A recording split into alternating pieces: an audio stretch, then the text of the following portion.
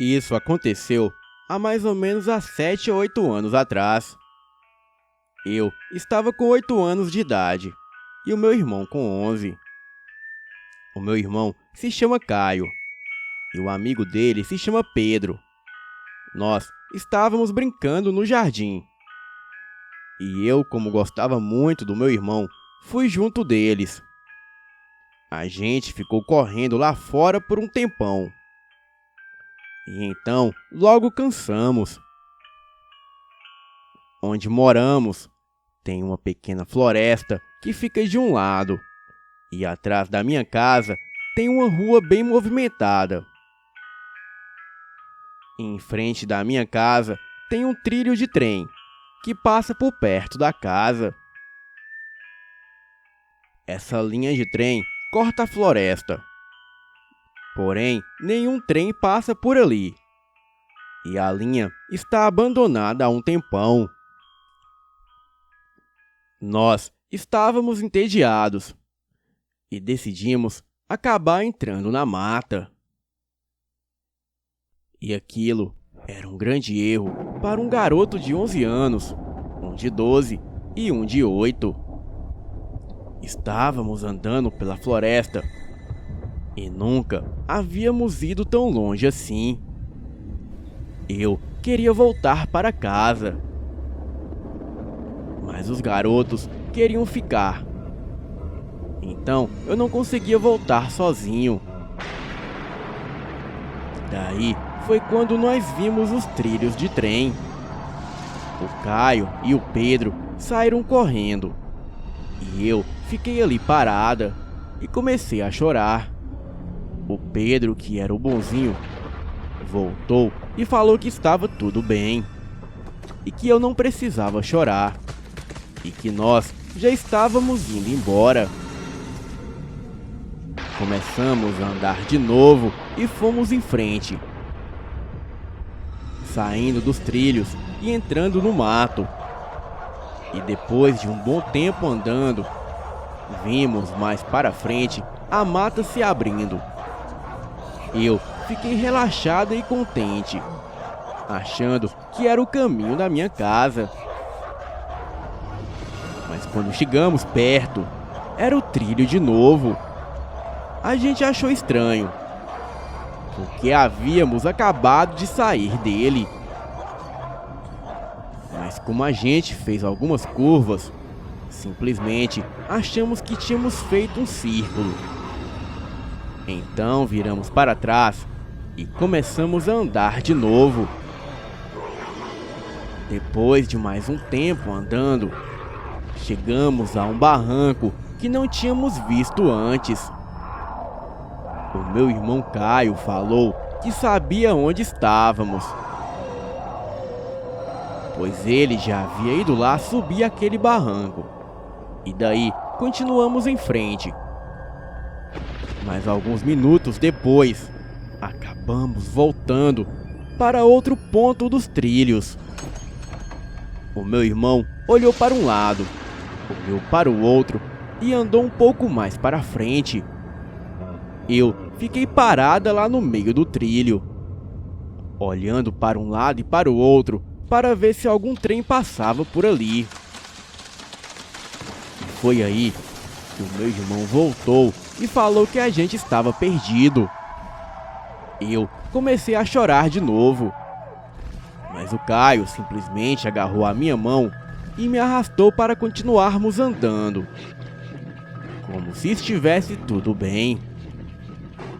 Ficamos andando por volta de mais 1 hora, seguindo aquele trilho. E foi aí que comecei a ouvir uma música tocando.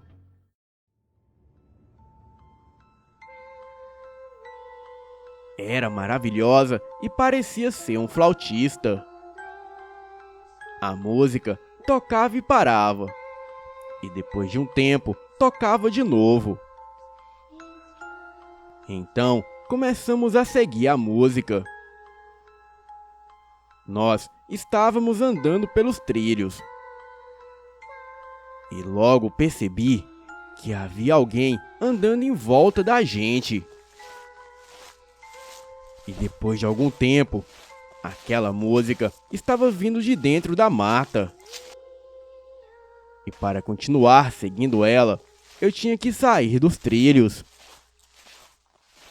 Sabia que aquilo era perigoso, pois nem sabia quem estava tocando aquela música. Logo então, a música parou de tocar e nós ficamos parados olhando para dentro da mata, para o lugar aonde tínhamos ouvido ela pela última vez. Logo, ouvi o som de alguém andando atrás da gente na mata. E a música começou a tocar na nossa frente, como se estivesse avisando que o perigo se aproximava. Eu não pensei duas vezes e corri na direção da música. Ficamos andando por mais meia hora dentro da mata, ouvindo aquela flauta tocar. Aquela melodia tocava e parava, e às vezes fazendo a gente mudar de direção. O som daquela flauta não parecia estar muito longe, mas não conseguimos ver de onde estava vindo o som. Nós não víamos mais ninguém naquela mata, e também não ouvíamos os passos de ninguém, o que é bem difícil de acontecer se tivesse mais alguém lá no meio do mato com a gente. E após um tempo andando, eu vi uma construção e a estrada.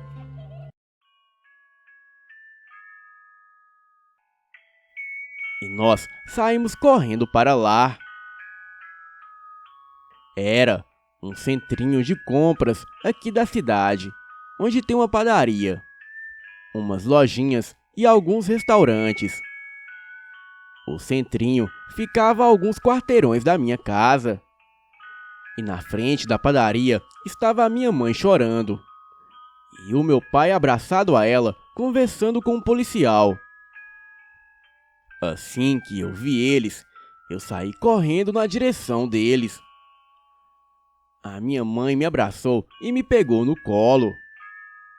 E em seguida, deu uma bronca no Caio, por não ter avisado ela que iria sair. E este foi o fim do meu pesadelo. Até hoje, não sei quem ou o que estava tocando aquela flauta. E também não sei o que era aquela coisa que estava nos seguindo na floresta. Mas acredito que ali na floresta havia um espírito bom e outro mau. O bom tocava a flauta para afugentar aquele demônio, que era aquela coisa que estava nos perseguindo e ao mesmo tempo nos fazendo ficar perdidos na floresta. Eu já voltei lá algumas vezes depois do que aconteceu, porém nunca mais cheguei a ouvir o som daquela flauta, e também não me perdi de novo. Mas uma coisa que eu acho estranho é que não entendo como nos perdemos, pois o caminho da minha casa até os trilhos é muito simples. Mas acredito que alguma coisa de ruim que estava ali na mata queria que nos perdêssemos. E talvez fosse até mesmo um espírito da mata. Bem, este é o meu relato. Boa noite.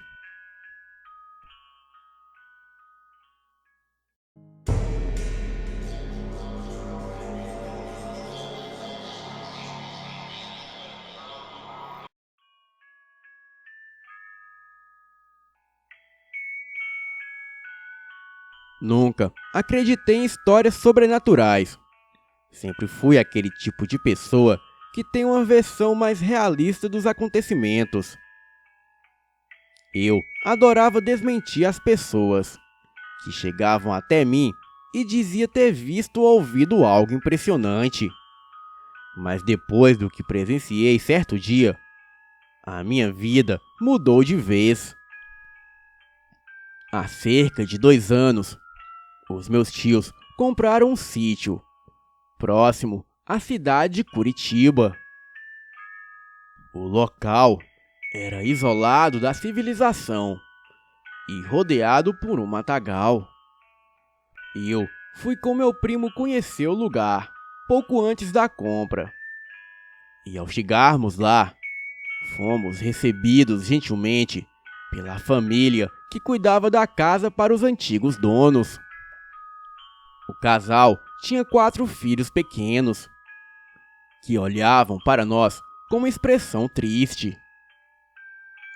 Definitivamente, aquela era uma família triste.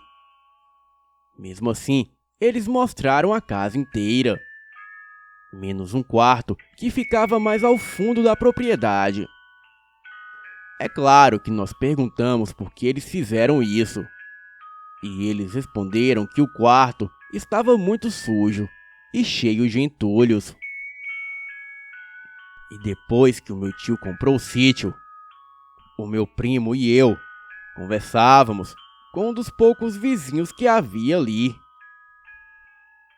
O vizinho nos contou que suspeitava que aquele casal, supostamente, havia matado um dos seus filhos menores que nascera com problemas mentais. O garoto teria sido sufocado com um travesseiro, naquele mesmo quarto que se encontrava trancado. O vizinho falou que havia acompanhado a gravidez da mulher durante 9 meses. E um certo dia, o casal lhe contou simplesmente que a mulher tinha perdido o bebê no quarto, e por isso isolaram o local. Mas o vizinho, curioso, alguns dias depois, viu a mulher jogando fora alguns travesseiros, que segundo ele estavam em bom estado. E por que aquela família pobre iria desperdiçá-los assim? O vizinho disse que era o único que sabia da história e nos fez prometer que não contaríamos para ninguém. O meu primo e eu achamos a conversa meio exagerada e praticamente não ligamos para isso. Alguns meses depois, quando meu tio já havia comprado a casa, o meu primo me convidou para passar um fim de semana no sítio com os pais deles e também com meu outro primo. Durante o dia, nós olhamos aquele quarto e realmente ele estava cheio de bagulho. Cama velha, guarda-roupa quebrado e sobre a cama vários pedaços de madeira que impediam a gente de entrar. Mas até aí tudo bem.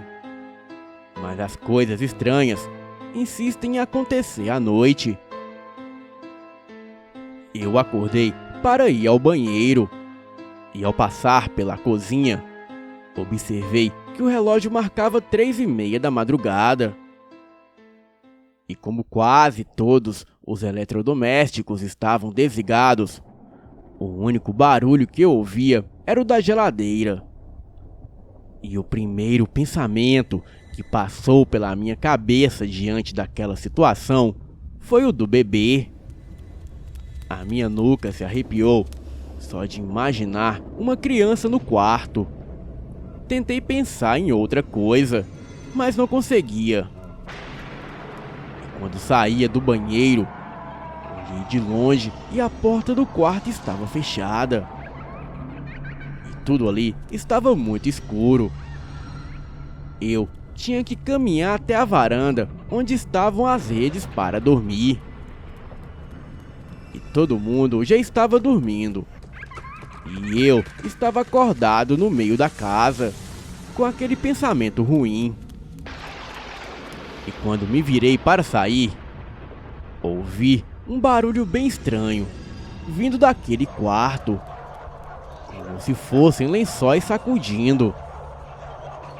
Bem, eu pensei, não tem como ser ninguém dormindo ali, pois os meus primos e os meus tios estão lá fora. Neste momento, o meu coração acelerou. Óbvio que eu não iria até o quarto ver o que era que estava acontecendo, pois a minha intenção era sair dali correndo. Mas o que aconteceu em seguida travou as minhas pernas. Foi um segundo barulho vindo do quarto. Começou baixinho e lento. E de repente tomou a forma de um choro de bebê, daqueles estridentes.